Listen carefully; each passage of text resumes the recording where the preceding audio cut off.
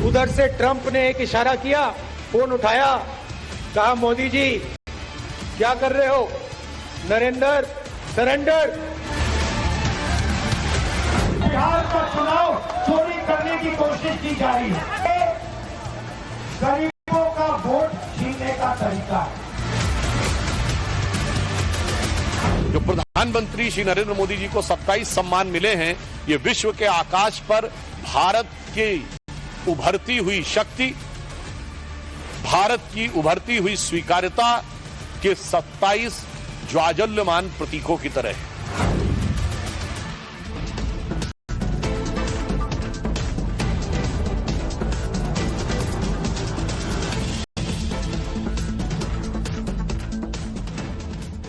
नमस्कार दर्शकों, मैं हूं नाविका कुमार और आप जुड़ रहे हैं मेरे साथ सवाल पब्लिक का शो पर।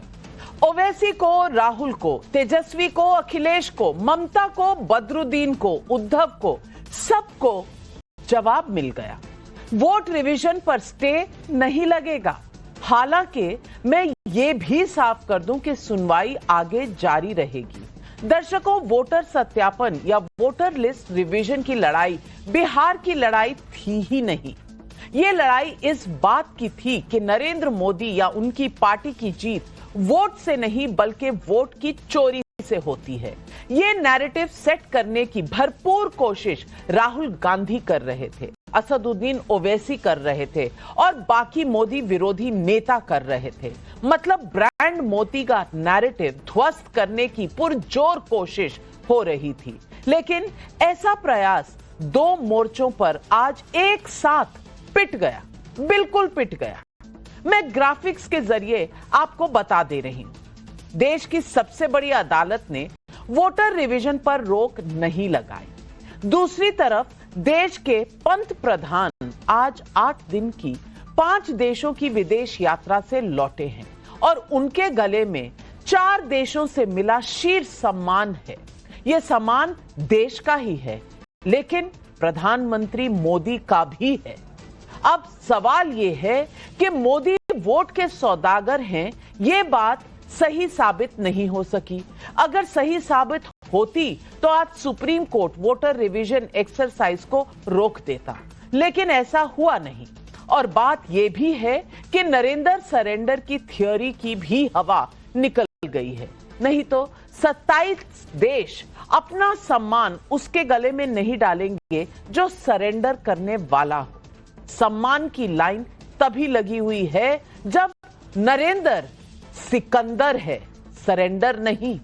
इसलिए सवाल पब्लिक का है, अंदर या बाहर हर तरफ डंका, फिर भी विरोधियों को क्यों है शंका? यही है आज सवाल पब्लिक का।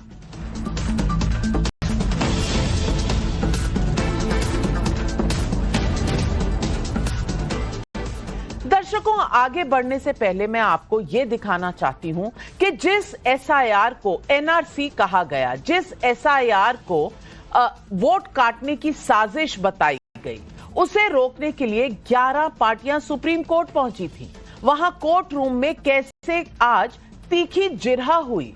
वोटर रिवीजन केस में कोर्ट रूम में चुनाव आयोग के सामने देश के 2 बड़े वकील खड़े थे, कपिल सिब्बल और अभिषेक मनु सिंह।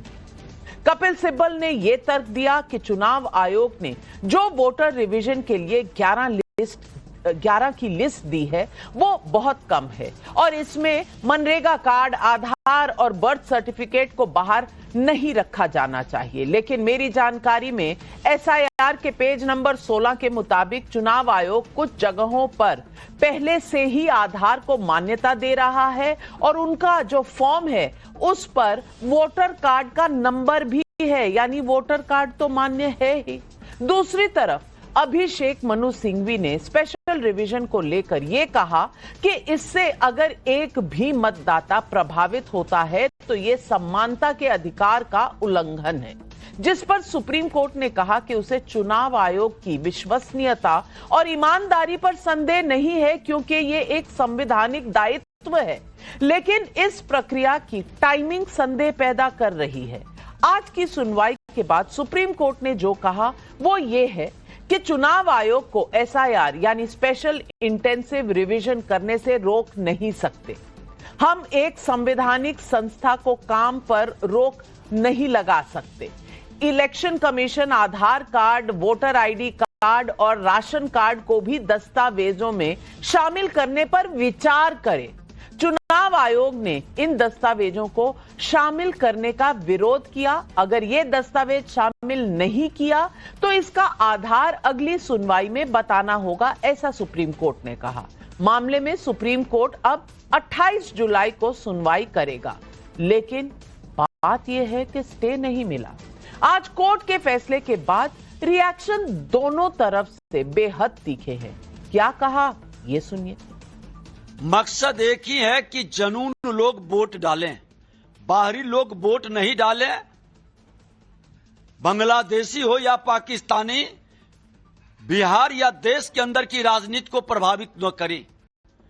और इसके पक्ष में जो खड़ा होते हैं वैसे लोग देश के हितैषी नहीं है। Seems to be a relief for the democracy, but the case is is fixed for 28th of this month. Supreme Court actually basically have given their view through that, because Aadhaar card, ration card, election ID card to be the part of the verification process in a democratic setup. Therefore, I think Election Commission will go with that suggestion from the Supreme Court. Let us wait for that. दर्शकों, इस बात से किसी को परहेज नहीं कि भारत का एक भी मतदाता मतदान के अधिकार से वंचित नहीं रहना चाहिए। लेकिन मैं दोबारा कह रही हूं, मतदाता भारत का ही हो, यह जरूरी है। ना कि घुसपैठिया हो, ना कि रोहिंग्या हो, ना कि बांग्लादेशी हो, ना कि कोई पाकिस्तानी हो, और इसके अलावा मतदाता वेरीफाइड बोनाफाइड हो, ना कि बोगस हो। और ऐसा कुछ है तो उसे बिल्कुल रोका जाना चाहिए, इसमें कोई संदेह नहीं। क्योंकि नरेंद्र मोदी को आप राजनीति के मैदान में हरा पाए या ना हरा पाए, लेकिन ये भारत का वोटर ही तय कर सकता है। घुसपैठिया या रोहिंग्या या बांग्लादेशी नहीं तय करेगा। क्योंकि आज चुनाव आयोग ने कोर्ट में भी क्लियर कर दिया, जो बिहार में हो रहा है वो पूरे देश में होगा। मतलब एनआरसी कहो या वोट बंदी कहो, रिवीजन तो होगा ही। फिलहाल इस पर कोई रोक नहीं दिख रही।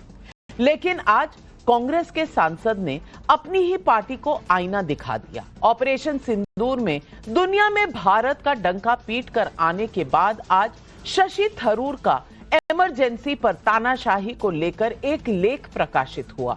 उसमें आपातकाल में नागरिक स्वतंत्रता और समानता का कैसे गला घोटा गया, उस पर सवाल उठाए गए। संजय गांधी ने कैसे क्रूरता की सारी सीमाएं लांघ दी, इस पर सवाल उठाया गया। शशि थरूर ने यह भी लिखा कि आज का भारत 1975 का भारत नहीं है।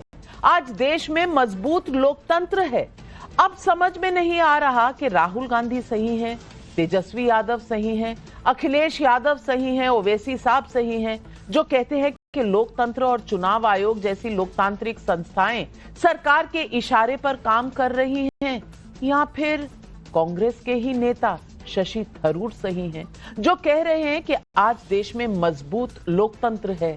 खैर, बीजेपी को थरूर का ये लेख बहुत सूट कर रहा है, खासकर तब जब प्रधानमंत्री नरेंद्र मोदी अपनी सफल यात्रा के बाद स्वदेश लौट रहे हैं। सुनिए सुधांशु त्रिवेदी ने आज क्या कहा। जो 27 देशों का सर्वोच्च नागरिक सम्मान प्रधानमंत्री श्री नरेंद्र मोदी जी को मिला है, यह मात्र प्रधानमंत्री जी का सम्मान नहीं है। यह इस अमृत काल में भारत वैश्विक क्षितिज पर जिस रूप में उभर रहा है, वो उस हर भारतवासी का सम्मान है। आप सभी जानते हैं कि भारतीय परंपरा में 27 नक्षत्र माने जाते हैं। तो मैं कह सकता हूं कि यह विश्व के आकाश पर जो प्रधानमंत्री श्री नरेंद्र मोदी जी को 27 सम्मान मिले हैं, ये विश्व के आकाश पर भारत की उभरती हुई शक्ति, भारत की उभरती हुई स्वीकार्यता के 27 ज्वाजल्यमान प्रतीकों की तरह है। ऐसे में आज सवाल पब्लिक का है। सवाल नंबर 1, एनआरसी, वोट बंदी, वोट का सौदागर, सुप्रीम कोर्ट में कुछ नहीं चला, क्या अब वोटर रिवीजन पूरे देश में होकर रहेगा? सवाल नंबर 2, 7 दिन में 5 देशों का दौरा, 4 देशों से सर्वोच्च सम्मान। क्या राहुल गांधी के नरेंद्र सरेंडर थ्योरी की हवा निकल गई? सवाल नंबर 3, देश से लेकर दुनिया तक नरेंद्र मोदी का डंका, मोदी विरोधियों को फिर भी बार बार क्यों है शंका? यही है आज सवाल पब्लिक का। और इन सवालों के जवाब देने के लिए आज हमारे साथ जुड़ रहे हैं शहजाद पूनावाला, बीजेपी के राष्ट्रीय प्रवक्ता, विष्णु शंकर जैन सीनियर एडवोकेट है सुप्रीम कोर्ट के, कमलाकर त्रिपाठी कांग्रेस के नेता हैं। लेकिन मेरा पहला सवाल जाता है शक्ति यादव, आरजेडी के प्रवक्ता को। और शक्ति यादव जी, अब क्या होगा? वोट बंदी तो रुकी नहीं, वोटों का सौदागर, वोट बंदी, तमाम चीजें आपने कह दी, लेकिन सुप्रीम कोर्ट ने एक नहीं सुनी आपकी। अब बताइए कौन चोरी कर रहा था वोट? कोई सर्टिफिकेट आपको मिला नहीं, आप जीते या नरेंद्र मोदी जीते?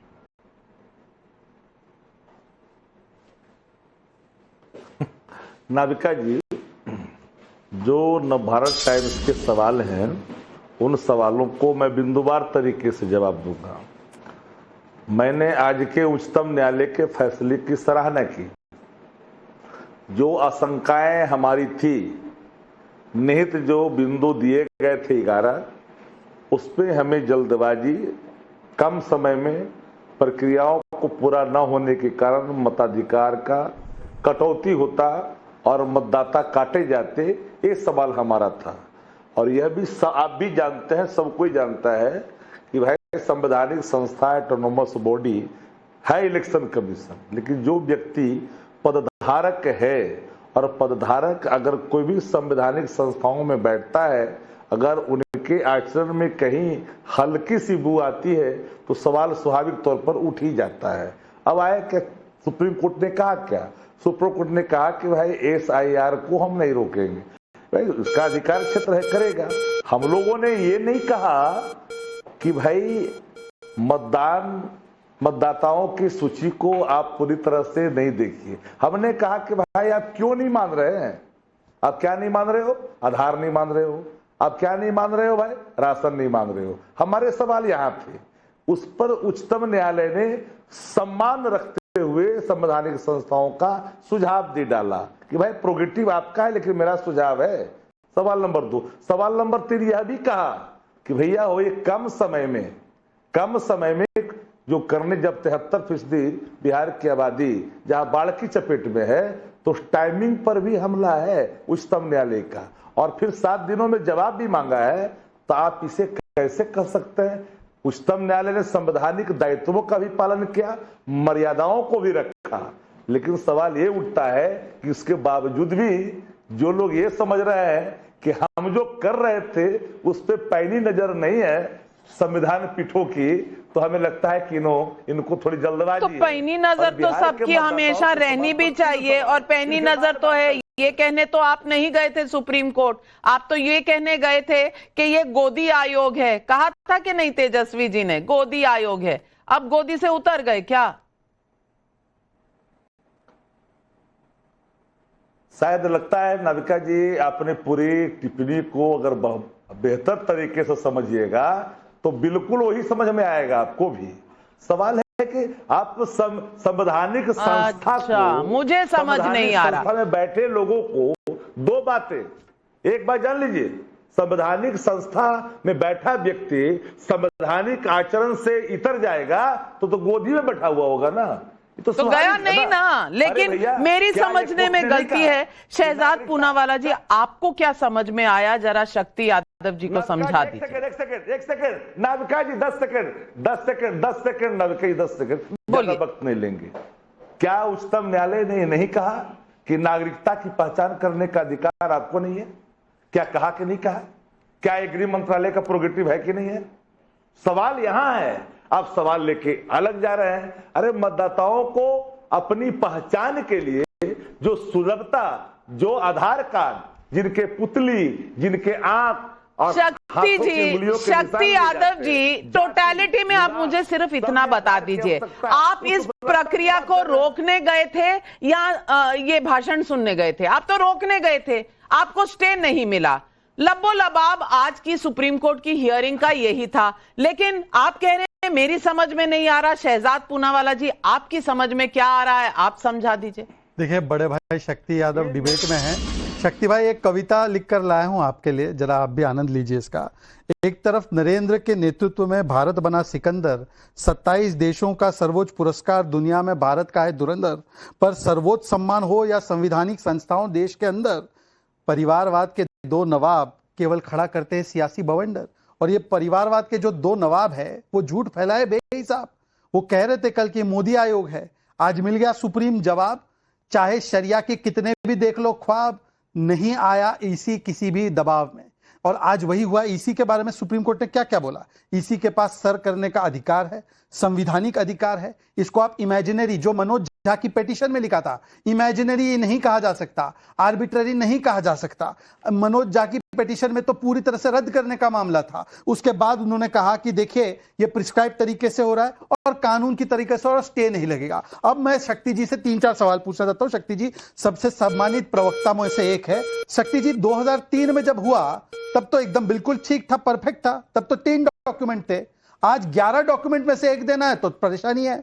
इसमें से 70% लोग, 60-70% लोग को तो डॉक्यूमेंट नहीं देना है, क्योंकि 5-6 करोड़ लोग जो है 2003 के उसमें लिस्ट में ऑलरेडी है। बच्चे जो लोग हैं उसमें से 60% हो चुका है। आज अभी लेटेस्ट आंकड़ा देख लेना इसी का।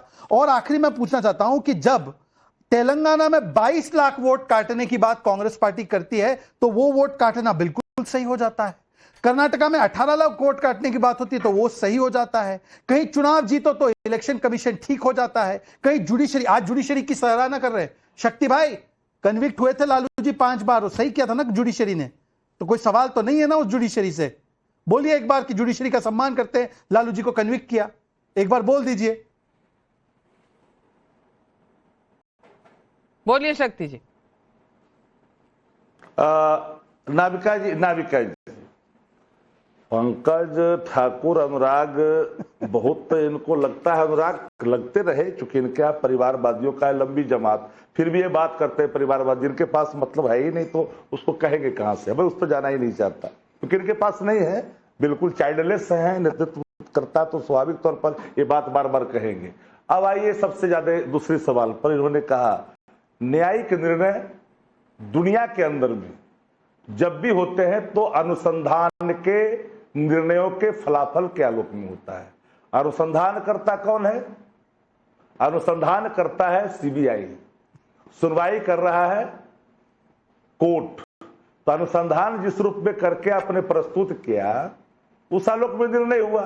563 पृष्ठ के जजमेंट में, जनाब तो होशमंद आदमी है, 563 पृष्ठ के जजमेंट में कहीं भी एक जगह इन पर दोषारोपण की जो बात ये लगा रहे हैं कि you are chief minister with finance minister 120 अरे शक्ति यादव जी कहां जा रहे हैं? फ्लैशबैक आज में आ जाइए, आप आज में आ जाइए, क्योंकि ये आपकी नोक झोंक चलती रहेगी। अभी तो चुनाव का सीजन आ रहा है, ये नोक झोंक आपकी चलती रहेगी। कौन ले जा रहा है? नहीं, मैं तो सिर्फ आज इलेक्शन कमीशन, गोदी आयोग, जो आपने कहा इस पर ही चर्चा रखना चाहती हूँ। और मैं आज कमलाकर त्रिपाठी जी से भी पूछना चाहती हूँ।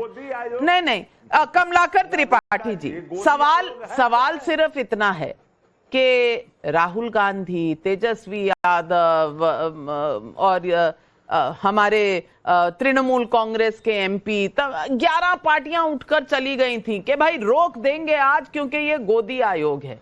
अब मुझे बता दीजिए कि सारे फंडे साफ हो गए, सुप्रीम कोर्ट ने कह दिया रोक नहीं लगा सकते, ये इलेक्शन कमीशन का काम है, सुझाव दिया उन्होंने, और इलेक्शन कमीशन ने बता दिया कि वोटर कार्ड नंबर पहले ही दर्ज है तो वोटर कार्ड एक्सेप्टेबल है, इसमें कहीं दो राय नहीं है, और आधार कार्ड भी पेज नंबर 16 पर लिखा हुआ है। तो भैया इतना टेंशन ले रहे थे आप लोग, आज ठीक है, आज हार गए। अब सरेंडर है या सिकंदर है बता दीजिए। वो थरूर साहब भी कुछ पढ़ा कर गए हैं, उस पर भी बता दीजिए क्या पढ़ा है।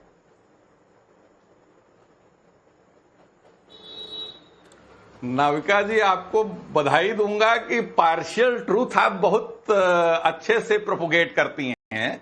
बेसिक चीज ये है, सुप्रीम कोर्ट ने क्या उस याचिका को खारिज कर दिया है? नहीं, क्या मैंने पहले कह बता दिया है कि हियरिंग जारी सुप्रीम कोर्ट रहेगी। ने सिर्फ एक संवैधान, तो बात मेरी पूरी होने दीजिए ना।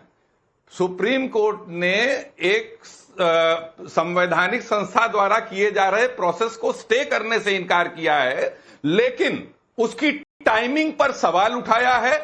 और उसके साथ साथ जो हम लोग की कंसर्न थी कि ये जो वोट चोरी करने का जो तरीका है, जो बैकडोर से जो एक बार महागठबंधन को तोड़ करके नीतीश कुमार को लेकर के और महाराष्ट्र में तोड़ करके और बनाने का, और उसी तरह से वोट चोरी का जो इनका तरीका है कि वो उन 11 डॉक्यूमेंट्स की लिस्ट थी जिसमें आधार नहीं था लेकिन सिटीजन रजिस्टर जरूर था, जबकि बिहार में सिटीजन रजिस्टर पे कोई काम नहीं हुआ था। तो आप ये समझिए ये नियत पे शक था और अभी सुप्रीम कोर्ट उस पर सुनवाई कर रहा है, उसको खत्म नहीं किया है। और रही बात नरेंद्र सरेंडर की, तो ये तो तय है दोनों चीजें कि जिस समय कहा गया वो बात, वो तय था कि जो है वो अमेरिका पहले डिक्लेयर करता है और आप बाद में उस चीज को एक्सेप्ट करते हो, तो वो सरेंडर ही था। दूसरी चीज, हमारे इतना डंका बज रहा है कि हमारे स्टूडेंट्स को, हमारे नागरिकों को बेड़ियों में जकड़ करके और आर्मी डिफेंस प्लेन से भेजा गया। छोटा सा देश कोलंबिया, उसने अपने देश के लोगों को आर्मी प्लेन से, डिफेंस प्लेन से लैंड कराने से इनकार कर दिया और उसने कहा कि हम सिविलियन फ्लाइट्स से लेकर के आएंगे, उनके सम्मान के साथ कोई समझौता नहीं करेंगे। हमारी सरकार का क्या रिएक्शन था? हम उसके बाद नरेंद्र मोदी जी वहां गए और उन्होंने उस इशू पर कोई बात ही नहीं की। जिस तरीके से टेररिस्ट कमलाकर त्रिपाठी जी, सवाल एक्स का हो तो आपको वाई पर जाना है और आप मुझे कह रहे हैं कि मैं पार्शियल ट्रूथ की बड़ी पैरवी करती हूं। आपने तो ट्रूथ कभी कहा ही नहीं, आप तो ट्रूथ से अपना दामन छुपा कर भाग जाते हैं। आपसे मैं पूछ रही हूं कि सुप्रीम कोर्ट ने स्टे नहीं दिया, आपने आए बाएं दाएं सब चीजें बता दी, पर इस बात को आप एडमिट नहीं कर रहे कि आज सुप्रीम कोर्ट ने आपको स्टे नहीं दिया। यही लेने गए थे ना, वो नहीं मिला। अब आगे पीछे ये सुझाव दिया, वो कहा, उससे क्या फर्क पड़ता है, लेकिन आपको दर्ज कराना है कि भाई हमारा फेस सेविंग हो गया। अब शहजाद पूनावाला, कमलाकर त्रिपाठी जी को थरूर की बात सुनाई नहीं देती, नजदीक खड़े होके बोल रहे हैं। ट्रंप की बात सुनाई देती है जो वहां से बोल रहे हैं। देखिए, मैं तो कहता हूं कमलाकर जी, मैंने आपकी पूरी बात सुनी, मैंने आपके बीच में नहीं बोला। कमलाकर जी, आपका समय जैसे कांग्रेस का समय वैसे ही समाप्त हो गया है। कमलाकर जी, मैंने आपकी पूरी बात सुनी, आप धीरज रखिए। शोएब जमाई, विष्णु जैन, आ रही हूं आपके पास। शहजाद जवाब।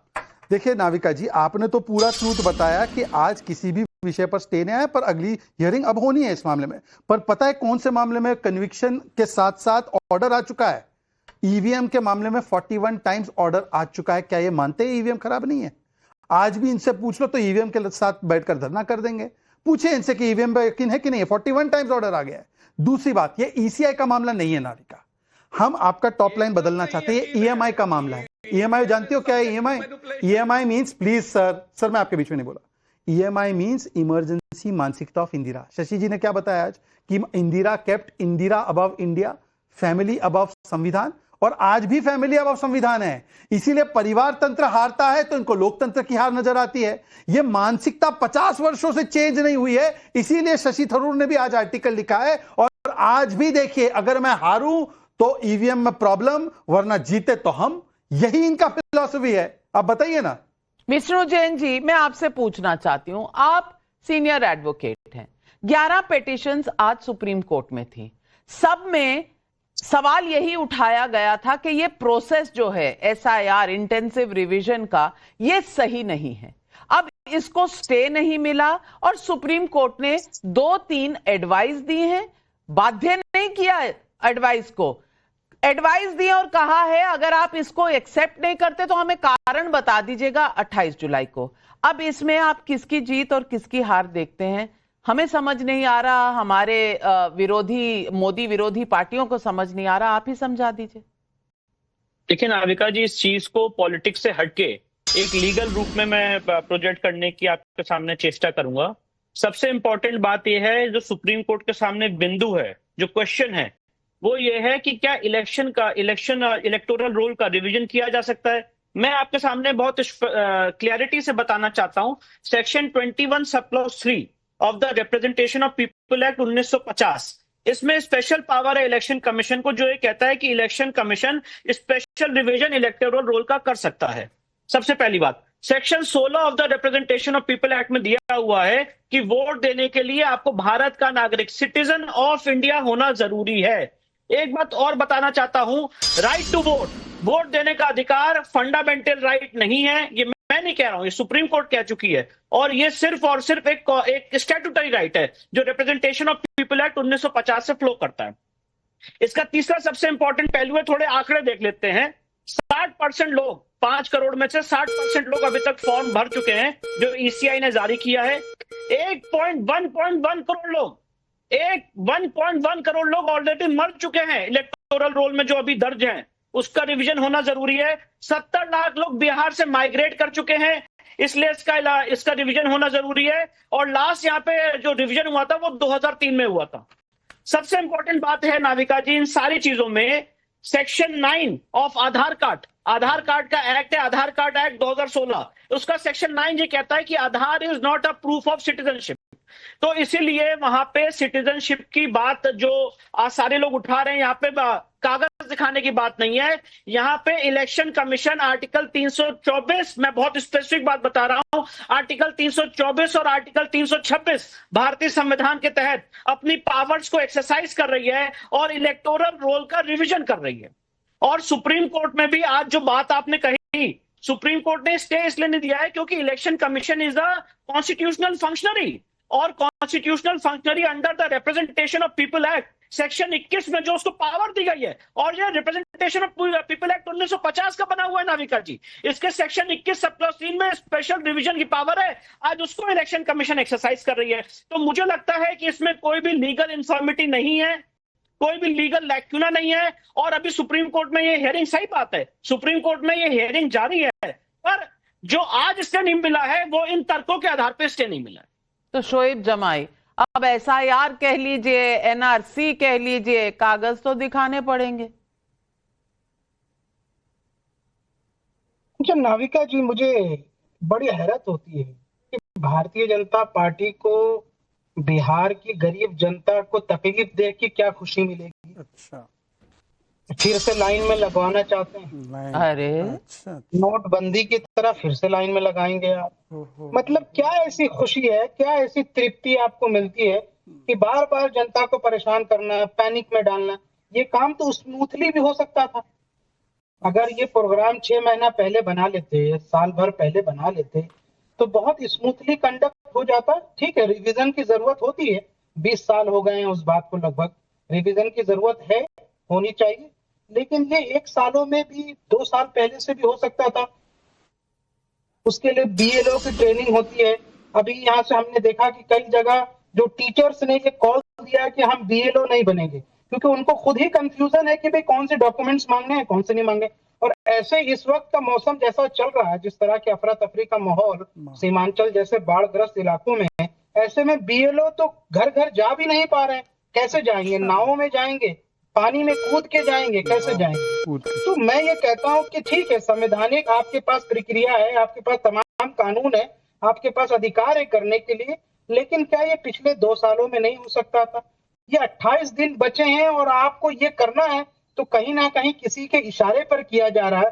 क्या मोदी जी दोबारा से बिहार की गरीब जनता को लाइन में लगाना चाहते हैं, नोटबंदी की तरह फिर से सजा देना चाहते हैं? बहानों की फेहरिस्त में सुन रही हूं आपके, लाइन में नहीं लगाइए, बाढ़ है, डूब के कैसे जाएंगे। अरे भैया 60% लोगों ने ले लिया है, फॉर्म भरकर दे दिया है, वो कहां से आ गए भाई? 60% लोग, आप तो वहां है भी नहीं, आप दिल्ली में। आपको जनता जो बिहार की है उनकी बड़ी चिंता है, बार बार सीमांचल सीमांचल सीमांचल आप कहते हैं, सीमांचल में ही तो घुसपैठ सबसे ज्यादा है, वहीं से केसेस आए हैं, इसीलिए सीमांचल की आपको इतनी चिंता लगी हुई है। और ऊपर से आप कह रहे हैं 2 साल पहले क्यों नहीं?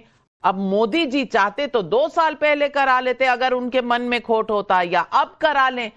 आपको तकलीफ किस बात की है शहजाद पूनावाला, ये समझ में क्यों नहीं आ रहा? शोएब जामे वन ऑफ द बेस्ट प्रवक्ता MIM के। शोएब जी, मैं अपनी 10 सेकंड 20 सेकंड में बात करूं। ये बहुत अच्छे पढ़े लिखे सभ्य व्यक्ति है। अगर हमारे मन में खोट होती, 2003 से लेकर 25 तक कोई SIR नहीं हुआ, पर ऐसा तो नहीं है कि बिहार में 2005 में, 2015 में, 2020 में चुनाव नहीं हुए। चुनाव तो तब भी हुए, कराना होता तो तब भी करवा सकते थे अगर ये गलत इंटेंशन। दूसरी बात, जैसे नाविका जी ने बताया, पहले तो 7.9 करोड़ वोटर्स में से नाविका जी कान खोल के आपके सारे दर्शक सुने, कम से कम 5 करोड़ को एक डॉक्यूमेंट नहीं दिखाना क्योंकि वो 2003 की लिस्ट में।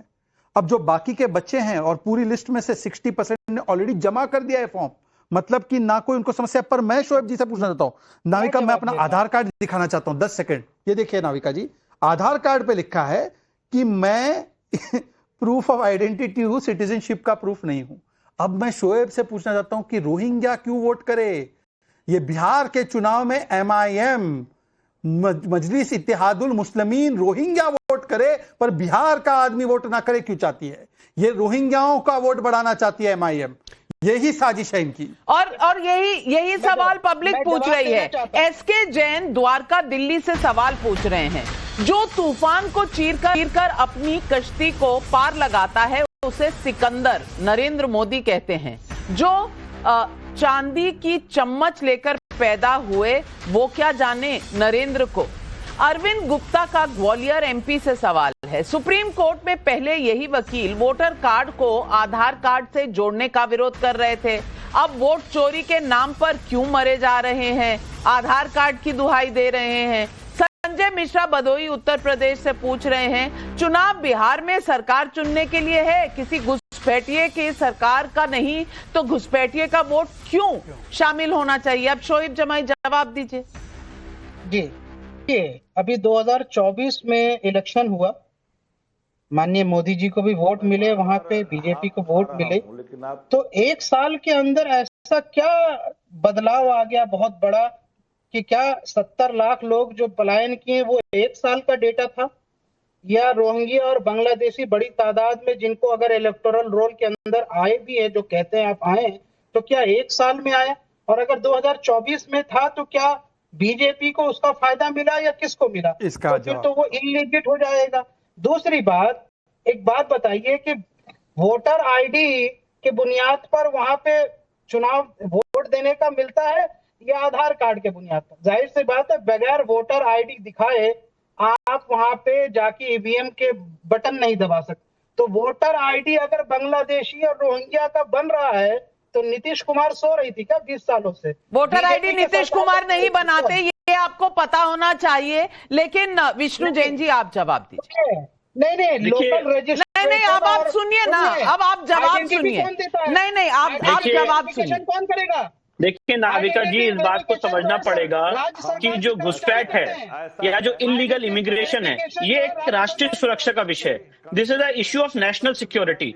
और सर्वजनन सोनोवाल के केस में भी जब ये मामला सुप्रीम कोर्ट में चला था तो सुप्रीम कोर्ट में भी एक बात आई थी कि जो डेमोग्राफिक चेंज है, डेमोग्राफी इज डेस्टिनी।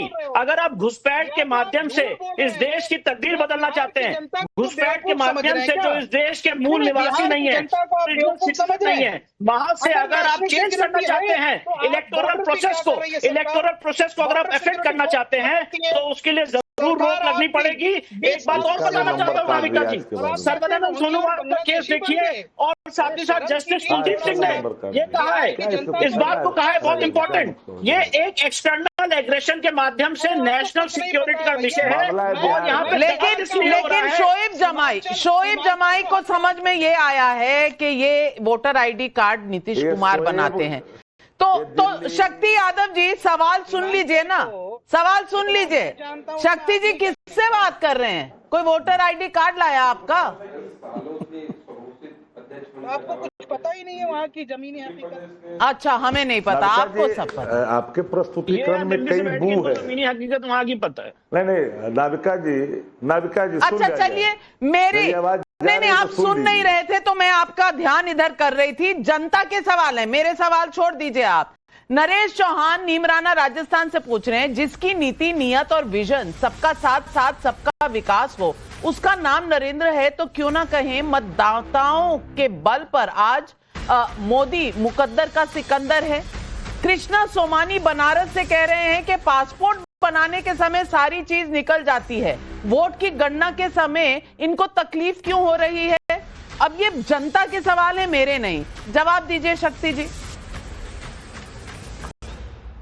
बिल्कुल उन पात्रों की हम तो जान ही रहे हैं कि जो जनता जो उसको कर रहे हैं, जो सवाल आए उसका जवाब मैं आऊं और उसको स्क्रीन पर देखा भी जा रहा है। अब सवाल आज है एसआईआर के सवाल पर, न्यायिक निर्णय जो आए हैं उच्चतम न्यायालय के उस पे आप इसको कहाँ लेके जा रहे हैं, किस रूप में लेके जा रहे हैं? कंसर्न बिहार है, इतना % लोगों ने जमा कर दिया, ये बोला है आपका इलेक्शन कमीशन जिसका आप दुआई दे रहे हैं। आपको पता है कि इसमें क्या फर्जीवाड़ा है? जो फॉर्म बांटा गया है उन फॉर्मों को ही मान लिया गया कि जमा हो गया है। हमने ये बात कहा था पहले भी कि पर डे का लोड कर करके इलेक्शन कमीशन को बताना चाहिए कि बिहार के अंदर में हम लोग के पास भी आंकड़ा, वहां जो बैठे हैं उनको पता है बिहार के मामले में।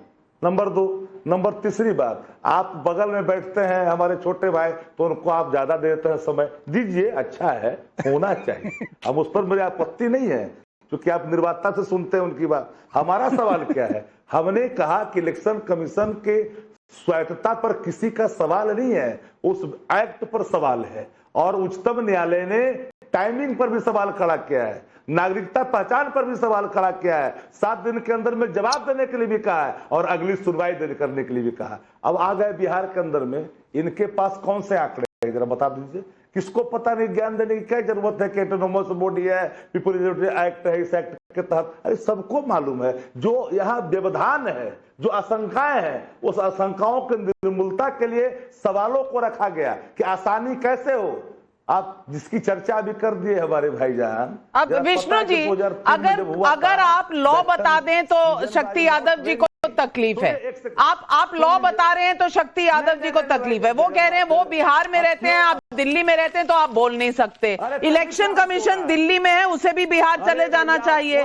सुप्रीम कोर्ट दिल्ली में है, उसे भी बिहार चले जाना चाहिए।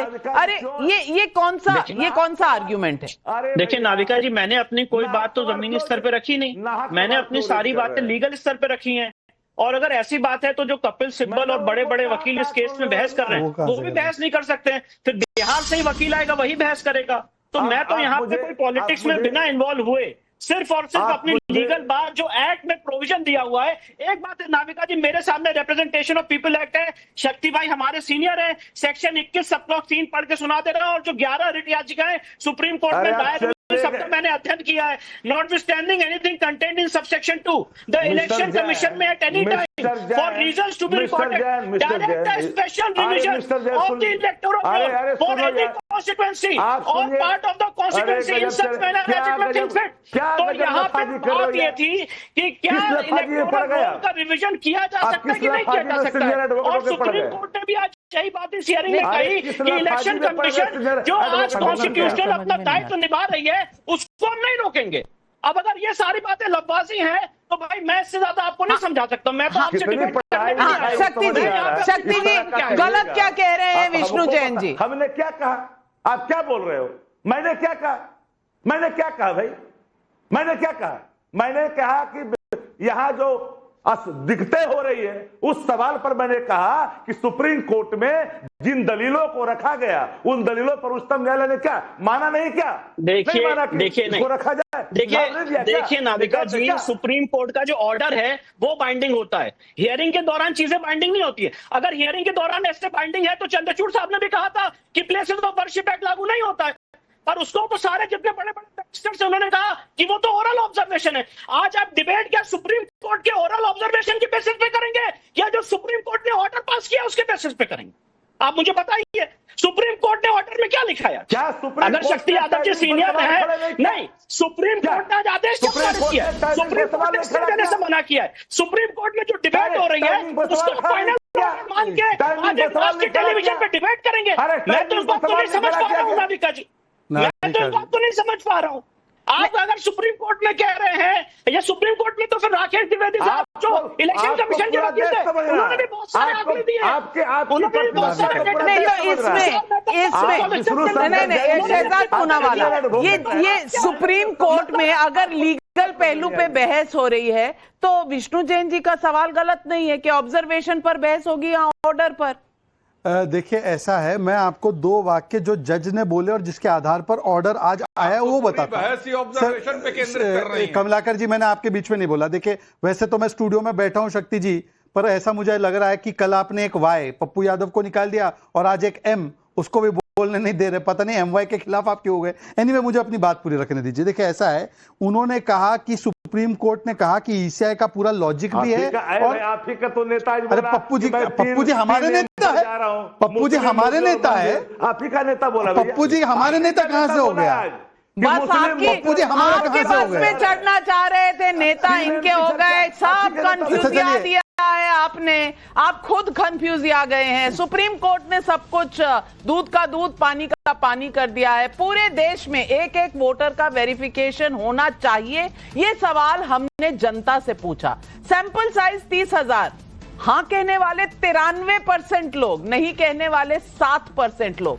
93% लोग कह रहे हैं कि ये वेरिफिकेशन जरूरी है। सुप्रीम कोर्ट कह रहा है इलेक्शन कमीशन को आगे बढ़ना चाहिए। कुछ सवाल हैं जो 28 जुलाई को सुने जाएंगे, लेकिन 11 पार्टियां जो वोट बंदी, वोट चोरी, वोट का सौदागर कह रहे थे नरेंद्र मोदी को, क्या आज उनकी हवा निकल गई? यही है आज सवाल पब्लिक का। आज लेती हूं आपसे इजाजत, तमाम पैनलिस्ट का धन्यवाद करती हूं। नमस्कार। पाठशाला छोटे से